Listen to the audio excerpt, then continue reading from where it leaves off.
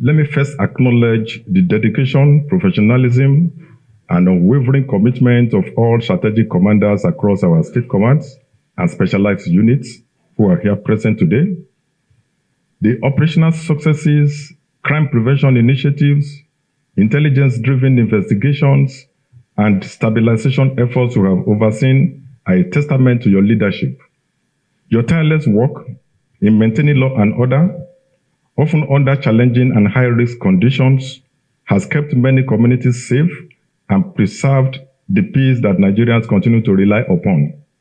For this, I commend you and urge you to continue in this spirit of excellence. While our collective efforts to maintain law and order across the country remain highly commendable, we must acknowledge that recent events that have punctured the peace we have worked tirelessly to preserve.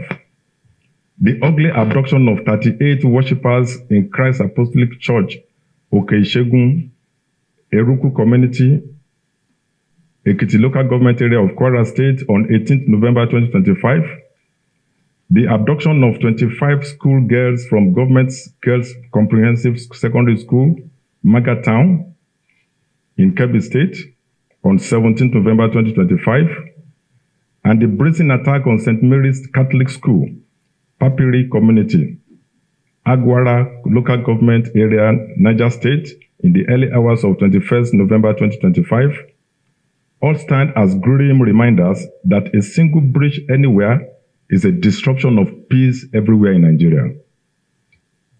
These incidents, though swiftly and professionally responded to, have created a momentary impression in some quarters that we are not working. We may not be doing enough, but definitely it is not that we are not working. We are actually doing something. But as leaders, we must hold ourselves to a higher standard. We have no excuses. We will not relent until all our vulnerable communities are protected against the attacks of bandits. Peace maintained in one location and violated in another is not peace. In the immediate, we are neither going to sleep nor give ourselves accolades until every pupil abducted from St. Mary Catholic School in Niger State is rescued unhurt and united with their families. We have done it before, and we shall not retreat. In the Kwara and Kebbi incidents specifically, we immediately deployed adequate tactical assets and activated strong joint operations with sister security agencies, leading to the successful rescue of all victims unhurt.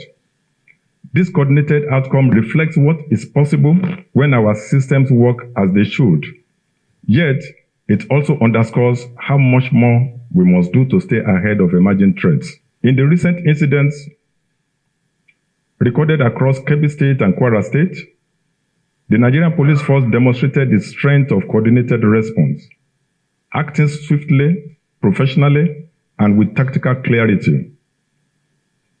Through seamless collaboration with other security agencies, the state governments, and trusted community leadership structures, coordinated by the Office of the NSA, we were able to ensure the safe rescue of kidnapped victims and the successful reunion of those citizens with their families. These outcomes reaffirm an important principle of modern policing and internal security management. Crime is defeated fastest when response is unified, intelligence-driven, and operationally coordinated. This template of action must now be institutionalized as our standard.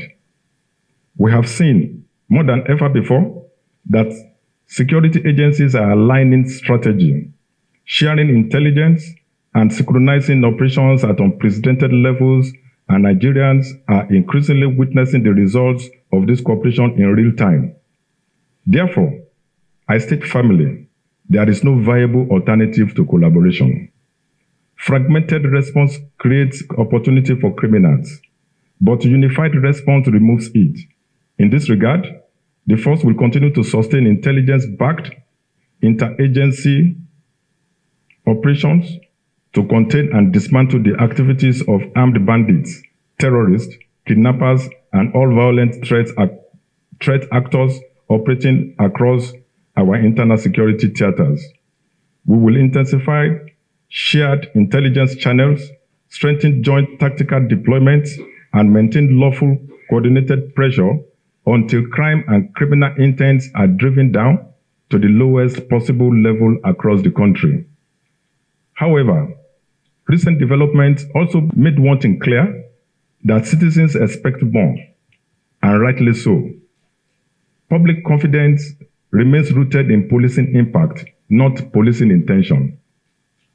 To honor this mandate and stay ahead of criminal strategy, we must constantly reevaluate, adapt, and innovate. It is now time to further reposition our operational approach, expand our intelligence reach, increase visibility, fortify soft targets, and strategize proactively. These attacks are unacceptable, and our collective approach must shift firmly from reactive to proactive policing. Criminal elements must not only be intercepted, they must be outmaneuvered, dismantled, and decisively subdued through intelligence-led operations and sustained policing pressure. The Nigerian Police Force is prepared. We are not retreating from this fight. We are advancing into it. And to win, we must implement stronger policing frameworks rooted in core fundamentals of modern law enforcement. Consequently, we shall emplace the following enhanced policing strategies to deepen territorial security dominance, protect vulnerable populations, strengthen criminal disruption circles, and reinforce national safety during this critical season. The fight against violent crime is won first in the field of intelligence. We must build systems that see crime before it erupts. I hereby direct all commands, commissioners of police, to deepen your intelligence frameworks beyond conventional reporting lines. A dependable native intelligence network is not built only on a desk officers. It is built inside markets, transport unions, student leadership circles, farming clusters, healthcare intelligence touchpoints, religious institutions, and trusted community observers who can lawfully relay behavioral shifts, unfamiliar movements, and threat signals. Local intelligence networks thrive when communities trust the police. Therefore, their cultivation must be lawful, ethical, professional, and protected. Intelligence assets must be trained on confidentiality obligations and handled without exposure to political or social manipulation. As senior commanders, you must deploy intelligence response cells that analyze local patterns, interpret pre-attack indicators, map crime migration corridors, and push intelligence to tactical patrol teams in actionable formats. Information without action is not intelligence. Actionable information deployed ahead of crime is intelligence. This network must also integrate open source intelligence awareness, forensic-enabled investigative tracking, rural informant engagement, cyber intelligence monitoring of criminal brag trails, and tactical intelligence retrieval after every attack. Each major incident should generate an intelligence packet that predicts not just who attacked, but who may be next, where they may move, and how they may strike again. We must police forward and not backward. Community policing is not ancillary to national security. It is foundational to it, especially at this time where communities are no longer just witnesses to crime, but victims of coordinated assault. Commissioners of police must lead policing frameworks that structurally bind the police to grassroots influence networks, traditional rulers, town unions, local hunters, civil defense outfits, vigil groups, and youth organizations. Engaging community policing means building local shared ownership of security, not delegating authority to non-police outfits. You must establish joint community safety forums, conduct community threat profiling, institutionalize local crime watch desk, and build village-level rapid information channels that signal the police before criminals fortify positions. This is how threats are squeezed, not by occupying only highways, but by occupying the confidence, cooperation, and communication channels inside the people's spaces. When this system works, communities recover first from fear, then from crime.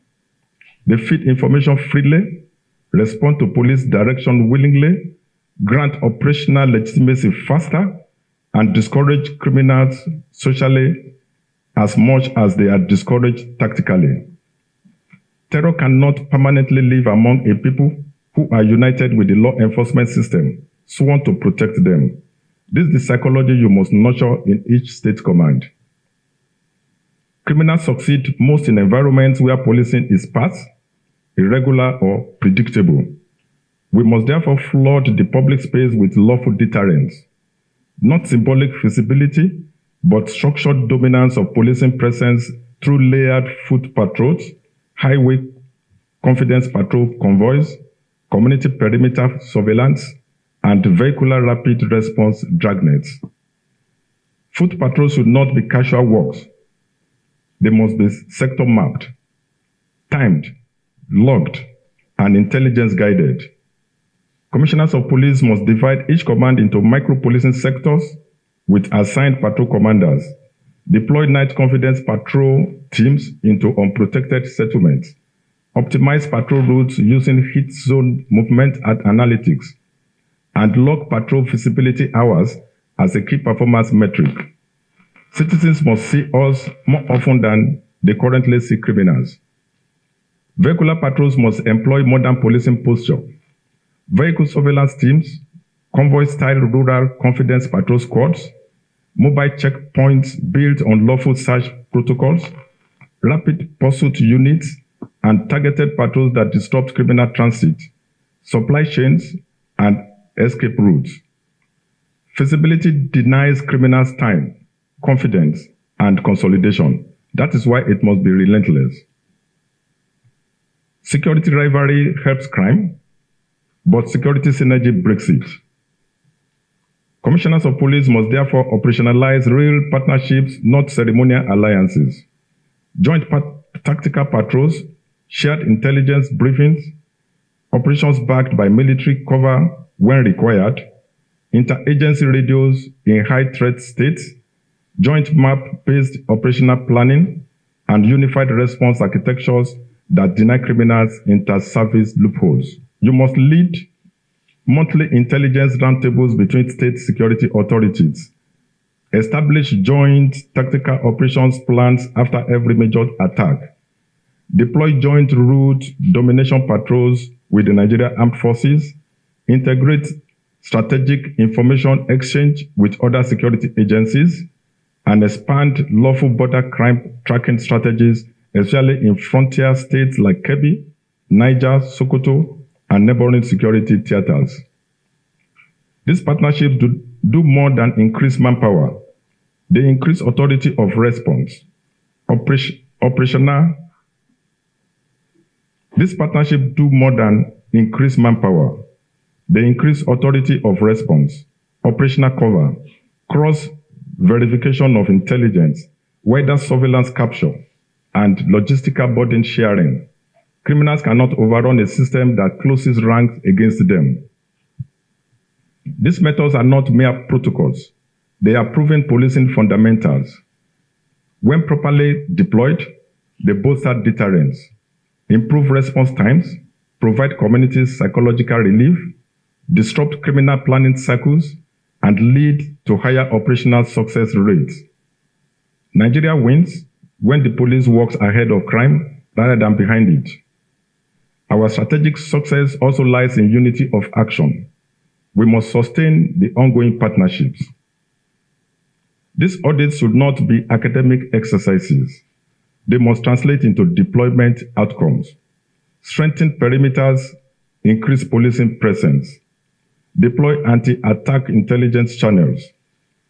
Assign intelligence officers for early warning detection, re-engineer local safety partnership frameworks with school principals, proprietors, religious leaders, faith institutions, youth watchdog councils, and township defense committees to ensure free flow of threat signals directly into tactical police cells.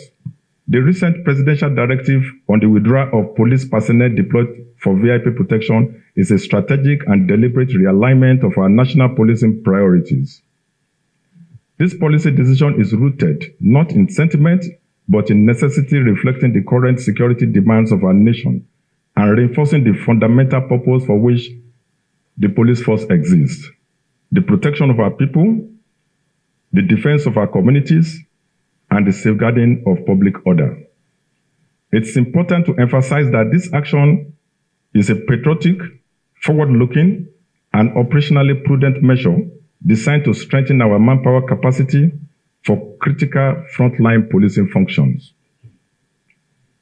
With the security environment placing increasing pressure on unprotected populations and vulnerable communities, and in this regard, we wish to assure members of the public that this withdrawal will enable the force to expand deployment into areas where policing input has the most meaningful public safety outcomes.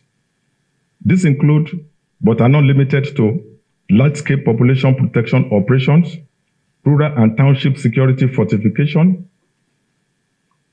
intensified police feasibility and patrol spread, investigative response expansion, and tactical containment of emerging violent threats.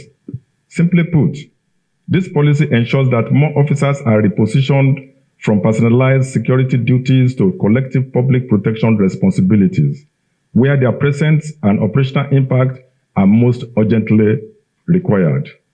However, while we move decisively to implement this directive, we must also act responsibly to manage its execution. We are mindful of the risk of misinterpretation, misinformation, and exploitation by undesirable elements who may seek to capitalize on the situation for personal or political advantage, or attempt to create narratives that undermine public confidence.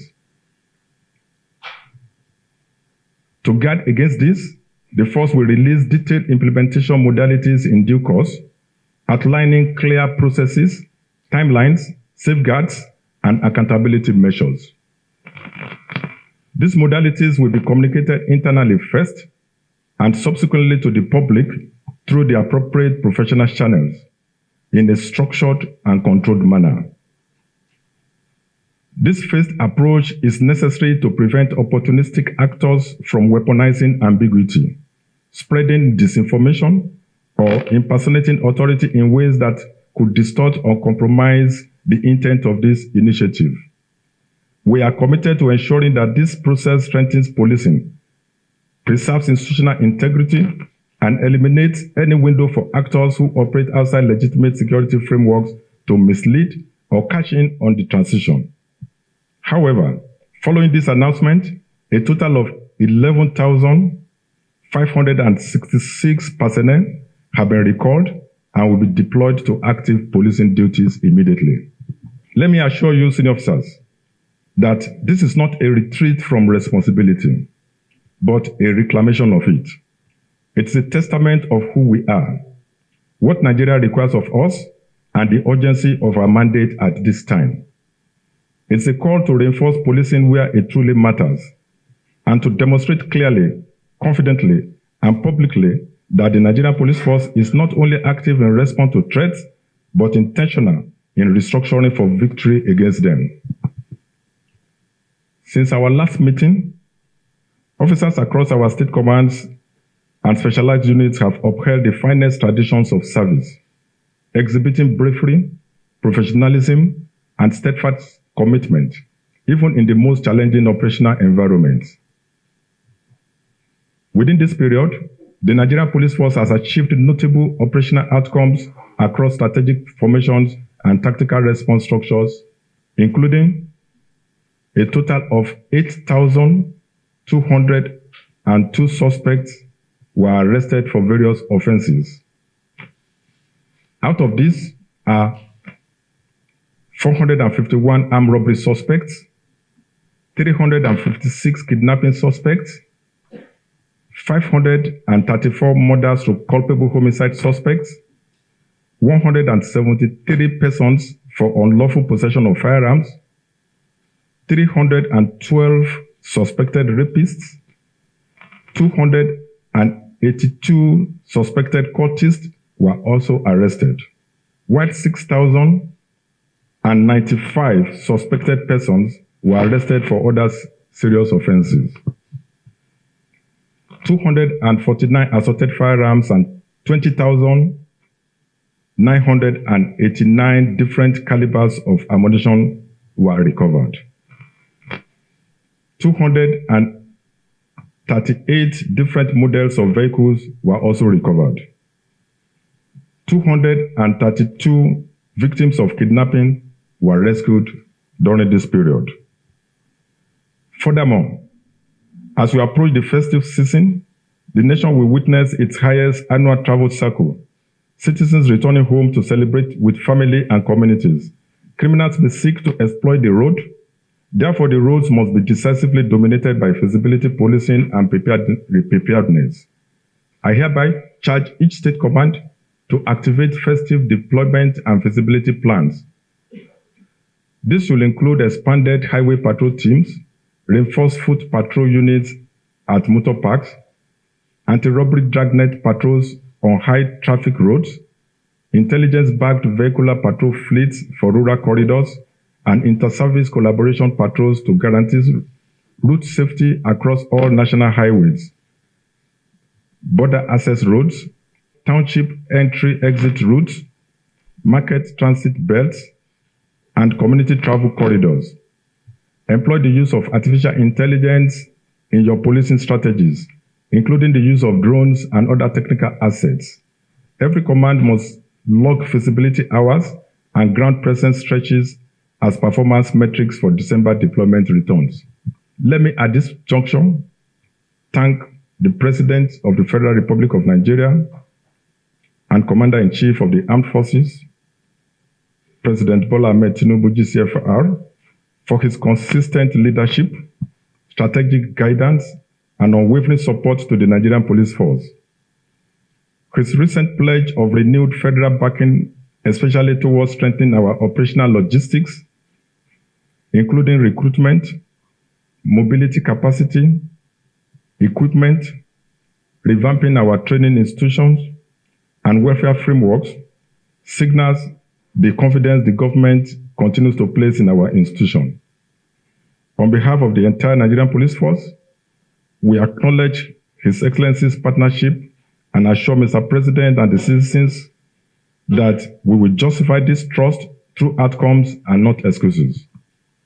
Senior officers, Nigeria cannot afford policing pauses, and we will not give it one.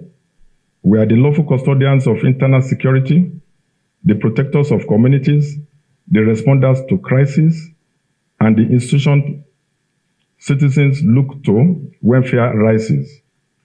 The country must continue to see us not as participants in the security struggle, but leaders in the security solution.